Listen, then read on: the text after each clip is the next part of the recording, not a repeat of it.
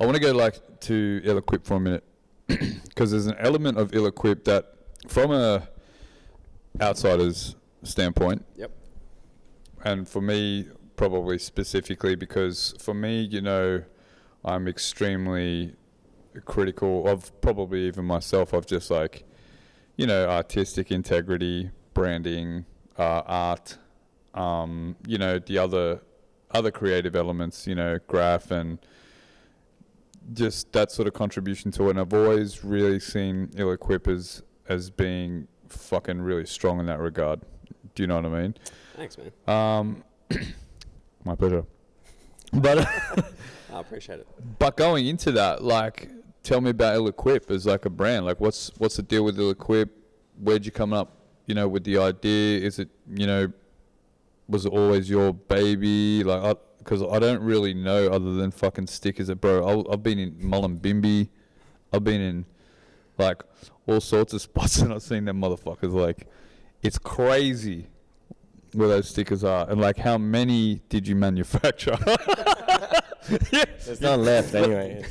Nah, we got new shit right here. Fresh, exclusive. All right, hit me up. Definitely I will hook a brother up. Leveled it up over the years. Now where did it all start? It's all been a journey. Like when it was probably around 2013, 2014 when I first started like coming up.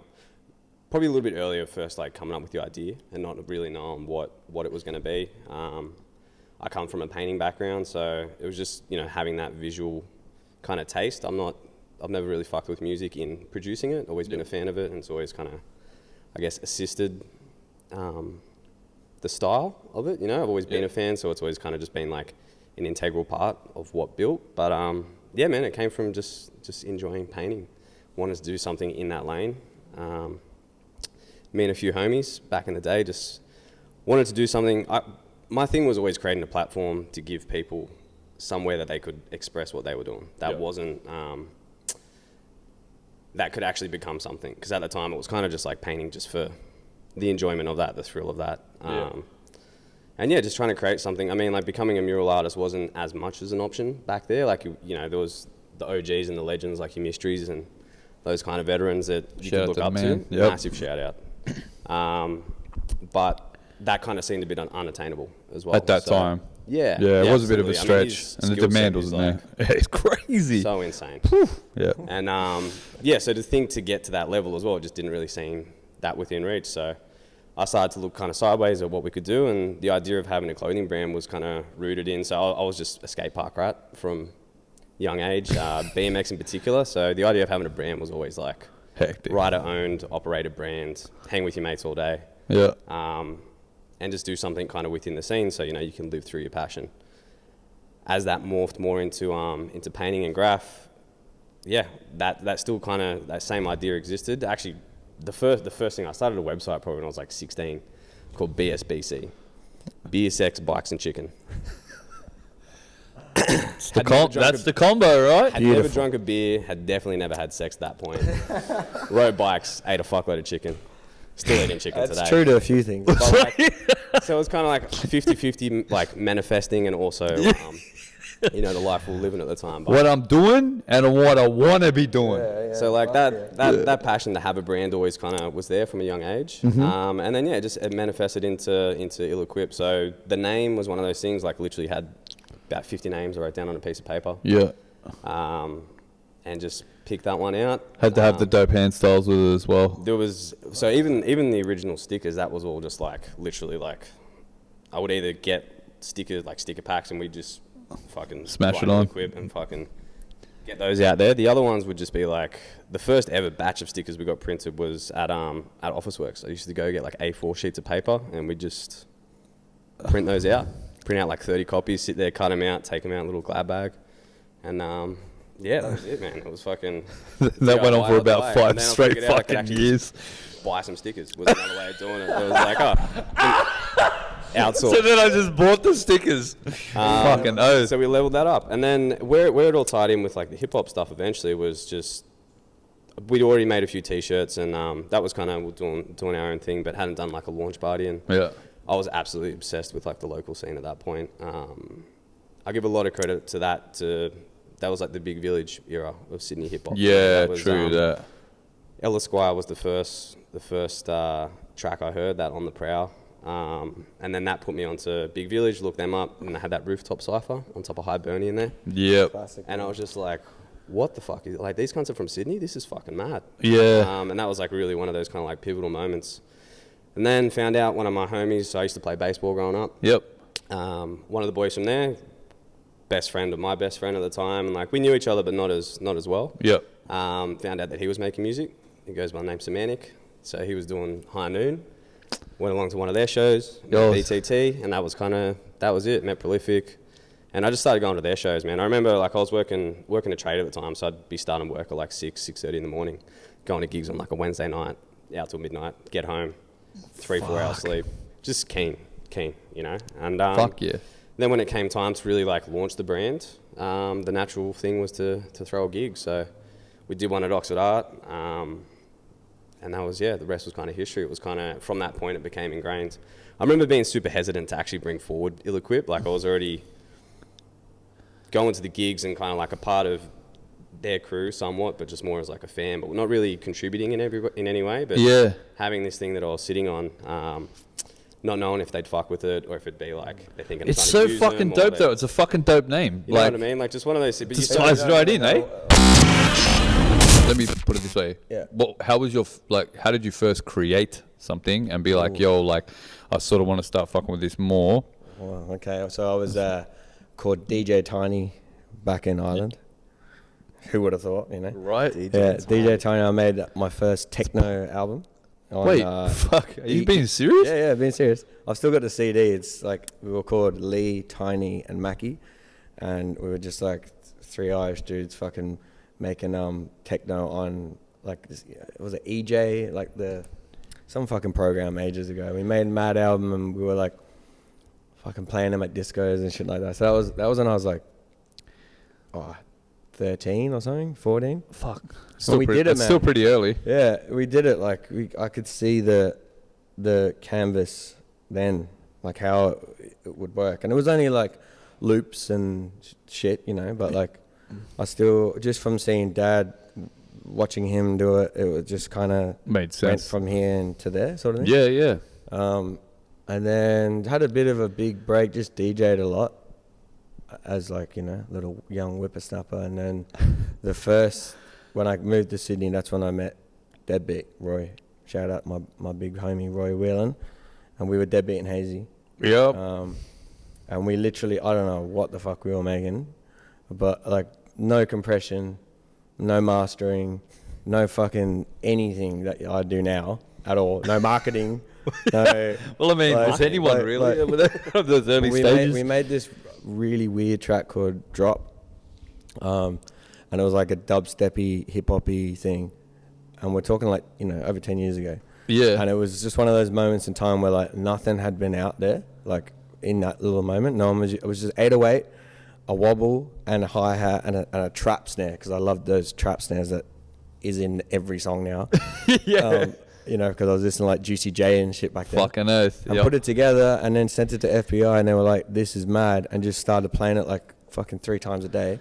And it went boom. And then shout out to Big Village, you know, the crew that really were popping then, and, you know, P Smurf and Rappaport and all those guys, and they just kind of said, you guys are cool, come and support us whenever you can. And we just had we were just like, all right, sick. Back then we were doing like 3 gigs a month or something like that. It was crazy. Off that little one track, and we made an album, and it was really shit, but you know, it was still fun. Yeah. Yeah, bro. That's I still love fucking. It was only shit because I didn't know what the fuck I was doing. Sequel, bro. That was it, man. And we were mixing dubstep and trap and all this stuff, and going to boom bap gigs, and yeah, because we were just a bit different to everyone else, so it was perfect. You know? I was gonna say, like, you guys were always like sort of standouty.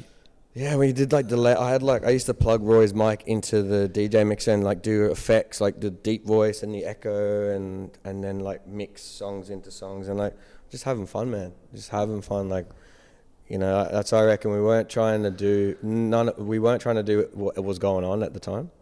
You know what I mean? Because what was going on at the time, I didn't even know how to make. you know. So Well, that's I give funny that 'cause- advice to anyone, like just do whatever the fuck you make as long as you're having fun, you know. Do you think is like actually just a bit of a sort of left field question? Do you think that you had maybe an advantage of maybe not necessarily being too immersed in what was popping here, and because you came from Ireland, like you were sort of like, well, like you just said, well, I don't even know how to do this, so I'll just do what the fuck I guess I'm gonna just try to do. Yeah, not see how it overthinking happens. it at all, you know. Yeah, just being, yeah, like, yeah. really young and just keen, you know, and just like respecting everyone's craft, but then standing out from everyone's sound, you know, and just the thing is, like, when you find someone who's your homie, Yep. and you make music with them, you don't care about anyone, you know. You care about what you're doing and having fun and making tunes together, and that's what me and Roy had for years. We were Deadbeat and Hazy for like 5 years, you know. We made mad shit together, and we just killed it, you know. We didn't do anything else. We didn't get famous. We didn't do anything, but we learned how to do things. We met people, and we didn't take it too seriously. Now I take it too seriously. You know what I mean? I'm like, Well, I wanted to like sort of go and then start, you know, talking on Two Up, which fuck man, just been exciting from the jump. And I suppose I'll ask, because you said before it was like initially just an idea, right? And you guys hadn't landed on Two Up yet, and you were like, yeah, cool, like you just knew you were going to do it. Yeah. When did it sort of start to come to more fruition? And you know, I suppose like, because there's a couple of questions I want to ask about this, you know what I mean? But like, when did it start to take shape? Because from what I remember you did that barbecue. you were on the first one. Yeah, was I on the? I was in the second one. Yeah. Second one, sorry. Because I remember, no, I was at the first one. Yeah. Because the fucking Graveyard. floor almost fell in. Yeah, And I was like, I need to be a part of this shit right here. Yeah. But, so I remember the barbecue rap. rap was first, and Crispy was on there. Yeah, Yep. ER was on there. I performed at ER, Nookie, Peace Smurf. I was going to say Wooly- Nookie was Wooly there. from True Vibe. Wooly, yeah. it was mad. Okay. That was how I met Nookie as well, actually, coming through that. And Peace that was Smurf when went he's, to that was That the was all first Lee. time. I wasn't a part of that. So. That was the first time I saw him climbing. You did play though, didn't you? But I wasn't. I wasn't. We weren't like. I wasn't helping you sort of Yeah. shit. Yeah, so that was literally at like my old place in Surrey Hills. So Yeah, it was, just backyard, and that idea was just born from wanting again to create a platform. Like I was so in love and obsessed with the scene, but I felt like the name barbecue rap was something. I feel like with a lot of hip hop artists, it kind of rubbed them the wrong way because it's always been something that's kind of been used to dismiss. That's fucking whack. It is exactly. Well, it's actually made like that. But if there's a barbecue and you just got some dope fucking rappers, that's a whole different situation. Exactly. And so the concept for that there My man. was just to take this thing that was like a term used to kind of dismiss it. And I mean, ILLEQWIP's kind of got that anyway. You know, it's kind of like the most anti-braggadocious name of all time. It's just saying like, we suck and we don't know what we're doing. Do you know what I mean? Like, literally ill-equipped for the fucking whatever we're trying to do, but you do it anyway. Yeah. And I was just in love with the scene, so I wanted to do something that could actually create a platform to show people like what is really going on, where it wasn't just in like an underground venue where the sound isn't that great and the fucking bass is higher than the vocals and like all that kind of shit. So, and then the barbecue side of it as well, I got to give a shout out to my mate Muffin, the homie. The idea there too was to take like the barbecue element, but to do that dope as well. So he's a chef. He came through, handmade milk buns, smoked brisket burgers for the first one, like went above and beyond. Homemade kraut, made his own sauces, everything, like did it up proper. And yeah, it was basically that, taking this thing that people use to, you know, kind of taking the shitter version of something and then like flipping it and making it amazing. So the first one was cool. We did a second one and that was just like insane. There was just way too many people at the house and we're just like, all right, next time we do a gig, let's do this at a venue. Away from the Not house. in the backyard. That house has had too many people at it a couple of times. Yeah, Surrey Hills. You get the cops on the horses that come through, so that was pretty fun, getting them fucking gallop up on the back The of stallions. Here come the police on their stallions. You know you're in a different fucking part of Sydney when fucking pollies are coming on the stallions. Now we only roll with the big horses. Yeah, whoa, all right, big horse. But yeah, that was it. And then when it came to tour, man, like we said before, like Hazy just kind of hit me up.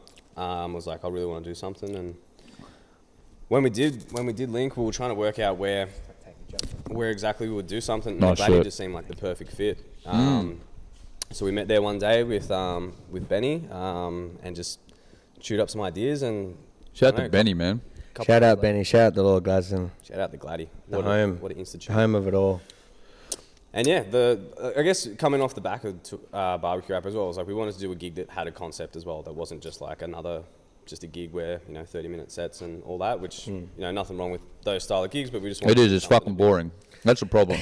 And the problem also is that cunts have a very short attention span. Definitely. People. Especially, yeah. And So I just call them cunts? No, no. They're cunts in my eyes when they got a short attention. Okay, so. cunts are people too, man. Yeah. Yeah, they're not your mates. So, the thing is, Here we go. I thought the fucking format was ingenious because I was like, yo, these guys are actually catering. We've all got 2 songs, right? That's it. 2 your best songs. That's it. That's it. I'm like, surely it's like, because you know what? It's like, and I swear to Christ, I was a witness. I saw it. Yeah. People were like, if they saw someone that they did not give a flying fuck about, If they didn't smoke, no, they'd not cook up necessarily, smoking. because they knew. No, I was smoking. no. Someone give me a fucking. Hey, look, you cig. need it for halftime. Oh, what? No, like people would literally be like this. They'd be like looking, and they'd be so, their faces just be like this, but they just like sort of look at their watch and be like, well, fuck it, it's only 2 songs. Exactly, yeah. Oh, I can stick around, and they'd wait, Yeah. For They'd the wait. intermission. Yeah, of Yeah. course, yeah. right? Because they knew out of those acts. So anyway, miss it. fuck, I'm going a little bit. No, sideways you're here. right. I mean, that's what and also not only because of that, it's like what I was saying before is like respect to everyone that came to my gigs because you're my friends, but like I don't really want you to come every time. Like I want other people to come and hear what I'm doing, So that was the beauty of it. Like Yep. you invite 8 crews, they're going to bring 8 people that have never even met you and you haven't met them. So that was the whole beauty of it. And then from that, like we worked with like 50 artists that year, pretty much. Yeah. And it's like 50 different crews, and all those crews now know each other. And if they didn't know each other just from the internet, they knew each other because they had a beer with them at the Gladdy, and then now they work with each other. And then you see like this person now did a song with that person, and that person is now in that video, and it was that, and it became this like natural community that like we just wanted to create, and it was fucking great. It worked really well, and I think that was the main thing, like, because you can fill 5 artists for your headlining set, and by the time you go on at 10:30, everyone's ears are fucking bleeding, and they're all wasted, and they don't give a shit, and then you're gonna pour your heart out for half an hour, and no one gives a fuck. So, I think that like quick, short attention span of people doing 2 songs, and also like you said, people wait around and they're hyped, and the gig ended at 10. Okay. Yep.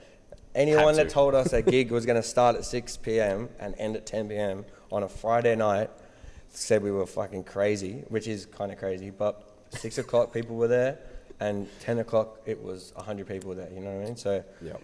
quick, and then 2-3 hours of people chatting. And it was great. Worked out. And so that was exactly the dialogue.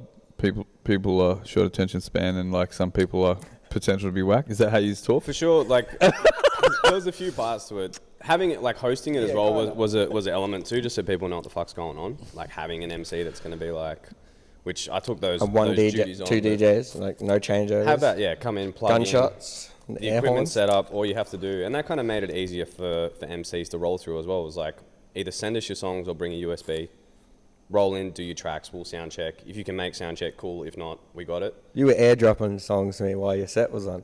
Who, me? Yeah, remember that? I do remember that. I always feel prepared, but then I'm always It was ill-equipped. the wrong version or something. Hey. It was Yeah, bro. Yeah. Fuck me. And Man, also the vibe. ask of Prolific about me Yeah, and well, being an MC. That's not getting involved in that.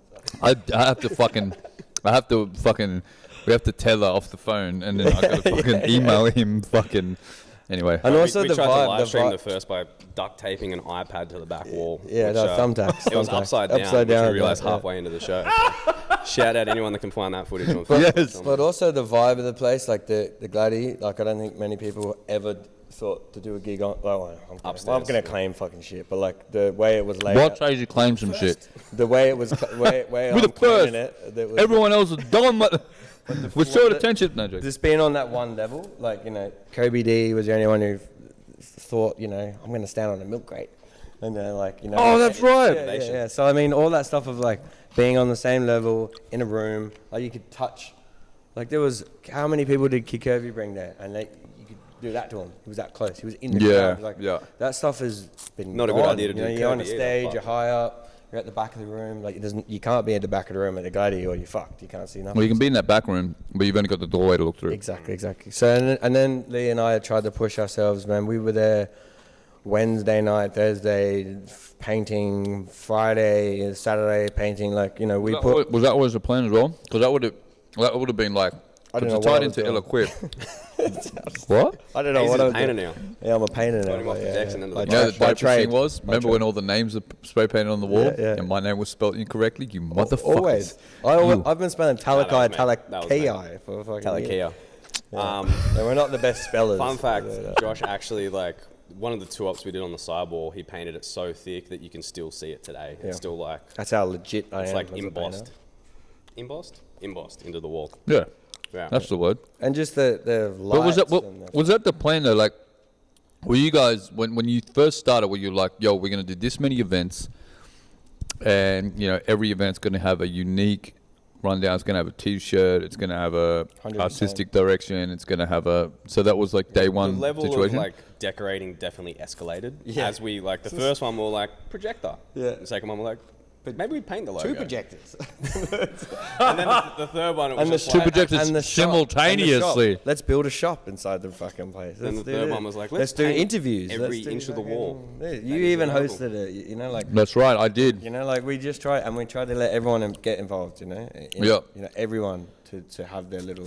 Yeah. It's not about us; it's about everyone. And just to make something special as well, like the decorating side of things, like we knew we had the space for one night, and like Yeah.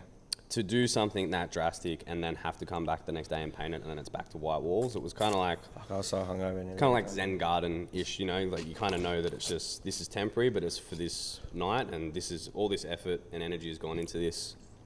This will help contribute to whatever happens, whatever takes place here, you know. 100%. Did you guys, I mean, I suppose this is maybe like a no, but did you guys anticipate it to fucking blow up so quick? Because the first night was Definitely fucking... not the first one. Yo, the first night was fucking hectic. I remember Shout putting... outs to Graveyard Boys. I remember putting... Yo, shouts to Graveyard Boys. People will mention that set every time we bring up to it. It was momentous. It was insanity. And I remember taping it on my phone and sharing it, and Hal hit me up and was like, where the fuck is this? I never heard any of that shit before either. What? Like just a crew in Sydney like that. I never heard like Nah. a dude How the fuck did you just find him? screaming? Through Prolific. Yeah. Yeah, he did. He How the fuck did... Should we call that cunt? Yeah, I like, know. be like, oi, phone a friend. Yeah, I think like- they found him. Yeah, I don't yeah. know. Yeah, I'm not. how the hell do you find Prolific though? He's not findable. Like, true. it's not though, right? no, Even yeah, when you right. know him, like you Right. need to You gotta like, put out the bat sign. yeah, you know, 100% the Prolific symbol. The Right? VCW just. Yeah. Actually. That side of things, I don't know. It's like, I don't know how it went that well so quick. But then also like the waking up the next day and going on people's fucking stories and shit. And everyone's story was just like, so many people were sharing that shit, man. So then people just were like, we're keen. Like we were joking around, like doing the lineups, like, why don't we just hit this dude up? And he's like, I'll just hit Instagram. He's like, yeah. I'm like, fucking hell, all right. He's gonna play this guy. Sweet. Well, that's what my other question was going to be. Like, was it all like we used fucking cold calling? Pretty much. Literally slide in the DM. Pretty much, man. Sliding in the DMs, Ill-equipped. using that ill-equipped fucking page, man. Really? Hey, baby, what are you up to? Yep. On Friday. Yeah, slide in the DMs. But like we had a few artists hit us up after the first one, and some of the footage got shared around. And, Yeah. Bro, Free Souls. that was me. But you can They look hit at us up. those posters now, and like all those people back then were coming up, and they're all doing really well now, you know. And I feel like if we hit them up again, shouting it out there, that they'd be keen to do it again.